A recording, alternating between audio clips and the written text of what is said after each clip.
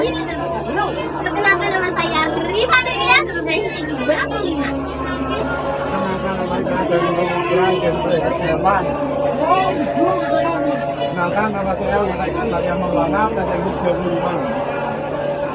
Perkenalkan nama saya Emira Samanega, nomor presensi 11. Perkenalkan nama saya Kansara Saljalfa dari absen 16. Perkenalkan nama saya Safira Nubada Jaya Putri dari presensi 20. Perkenalkan nama saya Mesha dari nomor presensi 21. Perkenalkan nama saya Sita Walia Makbirah dari nomor presensi 32. Nama saya nomor presensi 12. Assalamualaikum warahmatullahi wabarakatuh. Perkenalkan nama saya David Wasyatra dari kelas 8. Saya akan menjelaskan Sunan Gresik. Sunan Gresik dengan nama asli adalah Maulana Ibrahim. Dia lahir di Champa, sekarang di Vietnam, sekitar tahun 1350-an. Dia wafat di Gresik, Jawa Timur sekitar tahun 1419 Masehi. Ia dimakamkan di Gresik, Jawa Timur. Sunan Gresik dengan nama asli Maulana Malik Ibrahim adalah tokoh penting dalam penyebaran Islam di Jawa. Ia dikenal sebagai wali tertua dan bapak dari Wali Songo. Ia memiliki silsilah keturunan yang dekat dengan Nabi Muhammad SAW melalui julur Siti Fatimah dan Ali bin Abi Thalib. Sunan Gresik juga dikenal dengan sebutan Syekh Maghribi atau kakek bantal. Dakwah yang berfokus pada kultur, pendidikan, dan ekonomi. Dia berdakwah melalui berbagai cara, termasuk perdagangan, mengajarkan pertanian, dan memberikan pengobatan secara gratis. Sunan Gresik dikenal karena keteladanan dalam dakwah yang tidak hanya fokus pada keagamaan tetapi juga kesejahteraan sosial dan ekonomi. Beliau juga dikenal ramah, santun, dan peduli terhadap masyarakat. Di sini saya akan menjelaskan tentang Sunan Ampel. Sunan Ampel lahir pada tahun 1401 di daerah Champa, Vietnam. Sunan Ampel adalah putra dari Syekh Maulana Malik Ibrahim atau sering dikenal sebagai Sunan Gresik dengan Dewi Chandra Wulan. Sunan Ampel juga merupakan keponakan Diah Dwarawati, istri Bre Kertabumi Raja Majapahit. Nama asli Sunan Ampel sendiri yaitu Raden Rahmat. Raden Rahmat adalah nama panggilan Sunan Ampel pada masa kecilnya. Gelar Sunan Ampel diberikan kepadanya sebagai tanda kehormatan yang diberikan kepadanya. Dengan Ampel merujuk pada nama daerah di Ampelvita, Surabaya, tempat beliau sering berdakwah.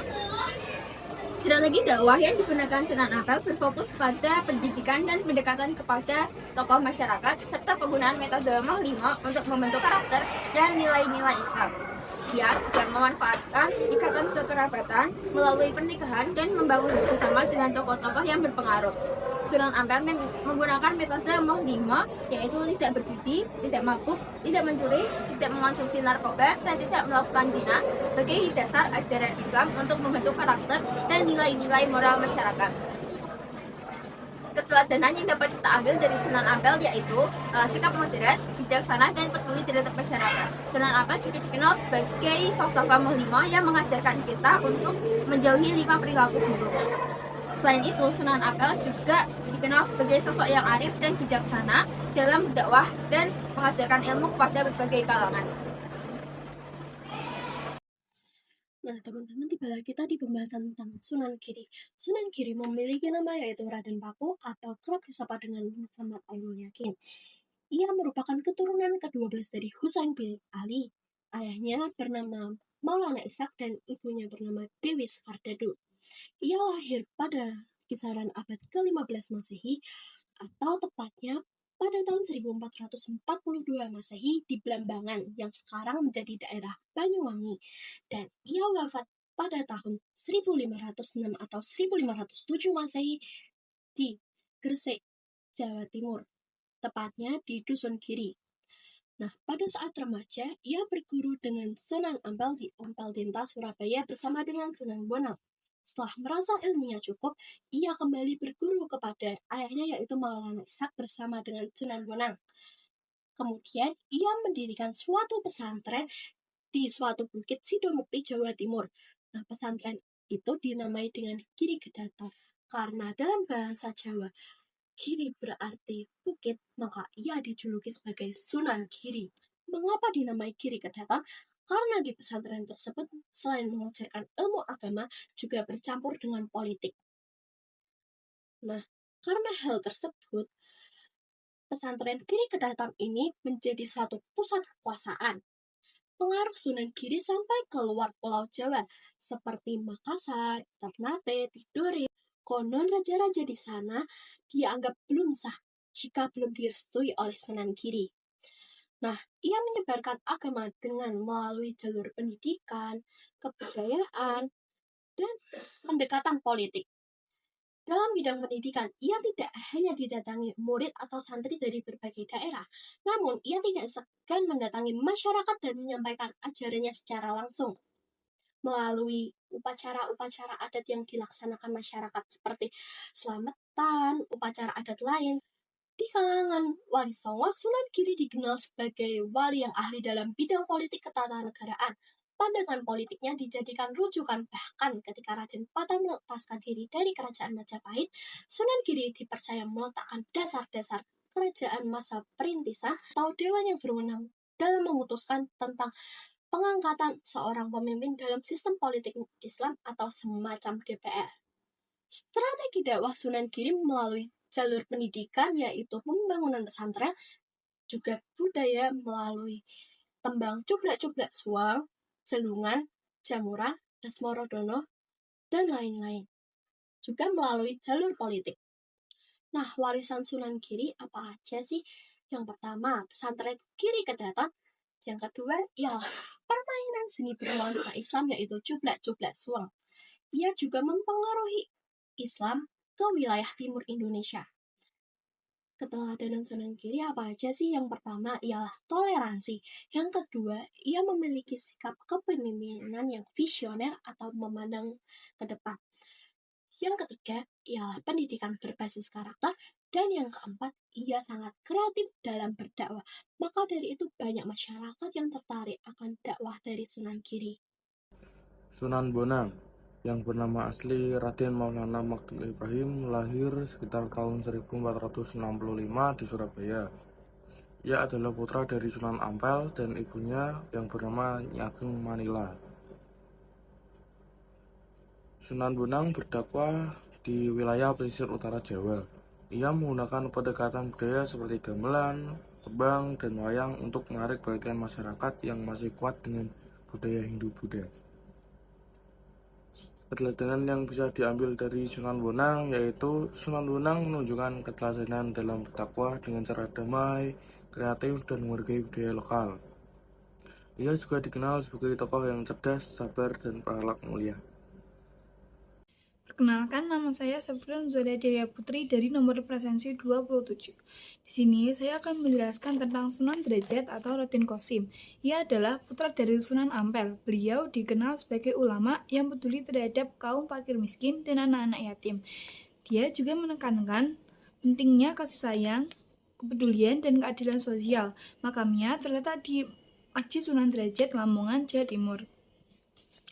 Sunan Derajat berdakwah dengan cara membantu masyarakat miskin dan memanfaatkan budaya lokal seperti tembang, wayang, dan ia juga mendirikan pesantren dan juga mengajarkan keterampilan ekonomi serta memberikan contoh akhlak yang baik. Strateginya membuat dakwahnya mudah diterima dan dapat tersebar luas. Keteladanan yang dapat diambil dari Sunan Derajat yaitu peduli terhadap sesama, hidup sederhana, dan teladan dalam perbuatan. Nah nih teman-teman, selanjutnya ada Sunan Kudus. Sunan Kudus lahir pada tanggal 9 September 1400. Sunan Kudus memiliki nama asli yaitu Japar Sodik. Sunan Kudus merupakan anak dari Raden Utsman dan Dewi Sahih binti Bona. Nah, Sunan Kudus ini sendiri merupakan panglima perang di Kesultanan Demak. Jadi, dia seringkali mengajarkan murid-muridnya yang merupakan orang penting di Kesultanan Demak untuk belajar agama Islam seperti Arya Penangsang. Nah, selain pintar berperang, beliau juga pintar dalam sastra. Dia menciptakan tembang Masku Mambang dan Mijil.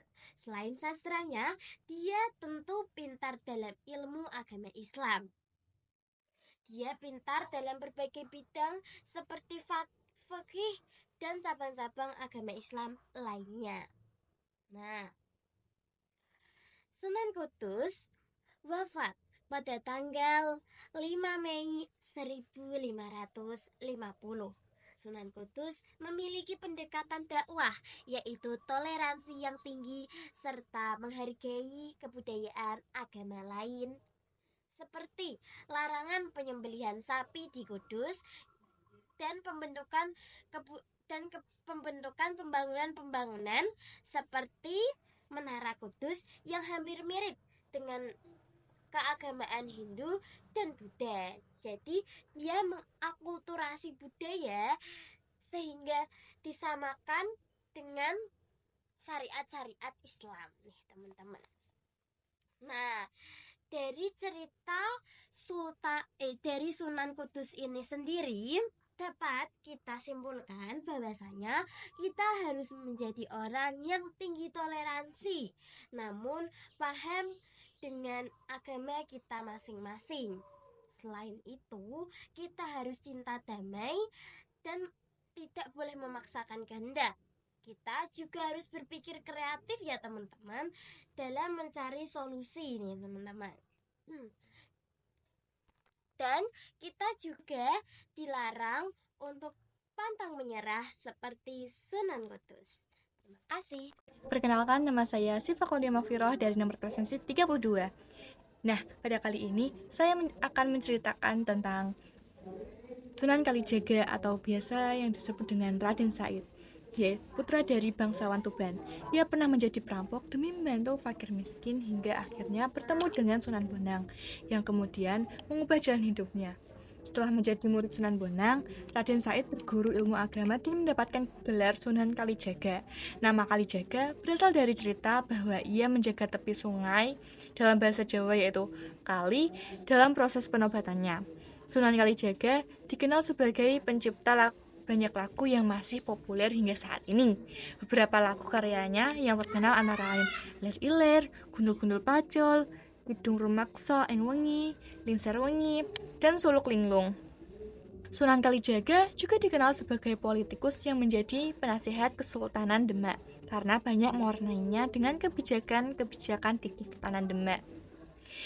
Dan ia wafat sekitar abad 16 Masehi. Strategi dakwah yang digunakan oleh Sunan Kalijaga pada saat itu ia mengkondisikannya dengan kondisi masyarakat Jawa yang ada. Karena masyarakat Jawa masih kuat dengan tradisi Hindu-Buddha dan kepercayaan animisme-dinamisme, budaya lokal yang kental seperti wayang, gamelan, seni ukir, dan upacara adat, akhirnya ia mulai mengubahnya secara sedikit demi sedikit. Ia mulai menggabungkan nilai-nilai Islam dengan budaya lokal seperti wayang, tembang Jawa, dan seni ukir. Lalu, ia tidak memaksakan Islam, melainkan menyisipkan ajaran dalam bentuk yang sudah dikenal masyarakat. Ia juga menggunakan simbol-simbol Jawa untuk menjelaskan konsep Islam, seperti wayang sebagai perumpamaan kehidupan. Lalu, ia juga mendirikan sebuah pesantren dan aktif dalam kegiatan sosial masyarakat. Ia juga tidak langsung menghapus tradisi lama, tapi mengislamkannya secara bertahap. Nah, dari yang apa ia lakukan, kita bisa mengambil beberapa keteladanan yang Sunan Kalijaga lakukan saat dakwah, seperti kebijakannya dalam berdakwah, yaitu menunjukkan bahwa perubahan bisa dilakukan dengan pendekatan yang halus dan bijak. Lalu juga menghargai budaya lokal, seperti mencontohkan bagaimana agama bisa bersinergi dengan budaya tanpa menghilangkan esensinya. Lalu kesabaran dan keteguhannya dalam mengubah masyarakat yang sangat tradisional, ia tetap sabar dan konsisten. Lalu ada pun kreativitas dan inovasinya, yaitu menyampaikan nilai-nilai agama dan cara kreatif dan mudah dipahami masyarakat luas. Sunan Muria yang juga dikenal dengan Raden Umar Said, beliau lahir pada tahun 750. Beliau adalah salah satu wali songo yang berperan penting dalam penyebaran agama Islam di Jawa pada abad ke-15 dan 16. Beliau adalah putra dari Sunan Kalijaga dan Dewi Saro. Strategi dakwah dan kondisi masyarakat, Sunan Muria melakukan dakwah ke daerah Muria, Jepara, Jawa Tengah. Dia memanfaatkan kebudayaan dan kesenian lokal. Beliau juga menciptakan tembang-tembang Jawa yang berisi ajaran Islam. Sunan Muria juga dikenal dengan ajaran tentang merawat alam. Dia juga membangun masjid dan pesantren untuk menyebarkan agama Islam. Pada saat itu, masyarakat Jawa masih memiliki kepercayaan animisme dan Hinduisme. Sunan Muria harus menghadapi dengan tantangan ini. Ia harus menggunakan strategi pendekatan yang bijak untuk menyebarkan agama Islam. Keteladanan yang harus diambil dari Sunan Muria yaitu 1. Kepemimpinan yang bijak dan adil, 2. Memiliki kemampuan untuk beradaptasi, kebudayaan dan sosial, yang ketiga memiliki kesabaran dan ketekunan dalam menyebarkan agama Islam. Selanjutnya adalah Sunan Gunung Jati. Ini adalah wajah dari Sunan Gunung Jati. Sunan Gunung Jati atau yang biasa dikenal sebagai Syahid Al-Kamil adalah salah seorang dari Wali Songo. Ia dilahirkan tahun 1448 Masehi dari pasangan Syarif Abdullah Taduddin, Sultan pertama Kesultanan Jambat, dan Syarifah Mudaim. Sunan Gunung Jati dengan gelar Tumenggang Syarif Hidayatullah dikenal dengan strategi dakwah yang memadukan pendekatan budaya, toleransi, dan politik. Beliau juga menerapkan metode dakwah seperti Muidlah Hasanah atau nasihat yang baik, Al-Hikmah atau bijaksana, Ta'awun atau saling tolong-menolong, dan Tadarruj atau tingkatan belajar. Beberapa kelompok masyarakat masih belum menerima ajaran Islam dan lebih memilih untuk mempertahankan kepercayaan mereka yang lama. Sunan Gunung Jati juga menghadapi tantangan dalam menjaga toleransi antar agama karena adanya potensi konflik antara Islam dengan agama-agama lain yang sudah ada di wilayah tersebut.